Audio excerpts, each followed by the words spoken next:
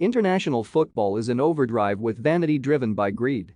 There were a couple of games involving British teams at the weekend that really mattered.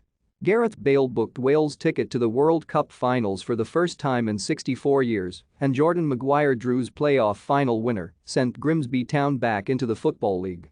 Meanwhile in Budapest, a tired and flat England team were beaten by Hungary in a competition Jurgen Klopp accurately describes as one of the most ridiculous ideas in the world of football.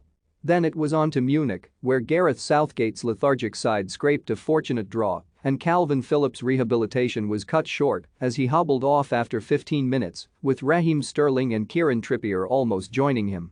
And there are still 2 more Nations League games to endure before these knackered players can finally end their season's work. Kevin De Bruyne was right to ask why this unimportant tournament has been foisted on players who are now given little more than 3 weeks break every 12 months. Especially when a World Cup in grueling heat has been shoehorned into the middle of next season.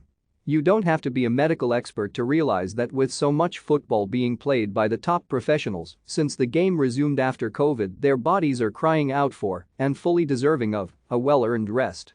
Come Tuesday, England will have played 22 games in the last year and 12 days. To put that in context, Newcastle played only 40 fixtures in the entirety of last season, and Aston Villa played 41. Factor in that many internationals come from teams who played as many as 63 high-pressure games in the last year, and the strain on bodies is obvious. And there is no let-up. Due to the 6-week break for the Winter World Cup and a fortnight's gap in September for more Nations League fixtures, next season's Community Shield opener is on July 31st, the Premier League runs until the end of May, and the Champions League final is June 10. Can you imagine how demanding that is going to be for those who go far in Qatar? Some point out these players are obscenely well paid for their work, so should just get on with it, but that misses the point. The injuries and loss of form, brought about by fatigue, impact their clubs and the fans who help pay their wages. Have your say. Is there too much international football? Let us know in the comments section. This gradual monopolizing of the calendar by the international game seems to have gone into overdrive in recent years. Look back only a decade and you will see a different picture. From June 4, 2011 to June 24, 2012, despite England reaching the quarter-finals of the Euros in Spain, they played only 13 matches.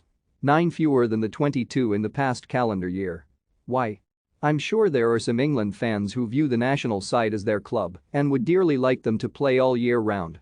But the vast majority of fans want to see the World Cup and the Euros played every 2 years, with fewer qualification games and no pointless vanity competitions like the UEFA Nations League clogging up the calendar. This punishing overkill is all down to FIFA, UEFA and the international associations, who have nothing to lose through players being run into the ground as they chase more wealth, power and kudos.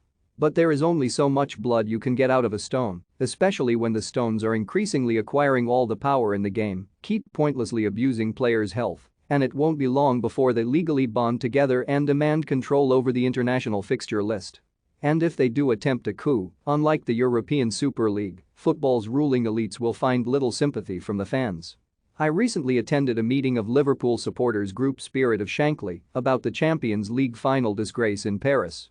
To say the packed room was angry is an understatement. A man told how his wife was pushed to the ground by police, handcuffed and jailed as her 2 small children looked on, and a wheelchair-bound fan told of how he was fearful for his life, watching gangs of locals rob fans while police did nothing. There were countless tales of muggings, tear gassing and substandard ticket machines rejecting legitimate tickets, which gave rise to French politicians' wild exaggeration of fakes and deflection of blame. But there was also a united desire to put this right. To clear the name of Liverpool fans who were slandered by both the French government and UEFA. Hearing that some of the politicians, lawyers, experts and activists who doggedly pursued the truth after Hillsborough are already on board this time, I'd say the suits in Paris and Nyon won't know what's hit them. If we've learned one thing these past 33 years, it's that lies and cover-ups eventually unravel if there is enough determination and courage to succeed. And there is, messieurs, there most certainly is.